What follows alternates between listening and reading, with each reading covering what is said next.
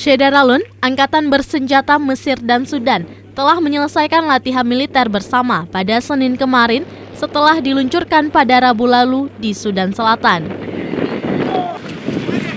Seorang pejabat militer Sudan yang tidak disebutkan namanya karena keterbatasan berbicara, kepada media Anadolu Agency mengatakan bahwa latihan angkatan bersenjata kedua negara ini bertujuan untuk mengambil bagian dalam latihan misi penjagaan Sungai Nil di Provinsi Kordofan Selatan.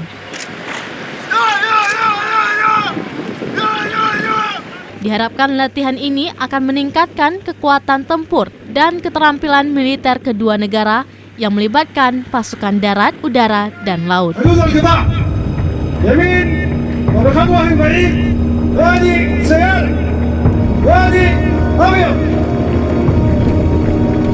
وادي أبو البخيت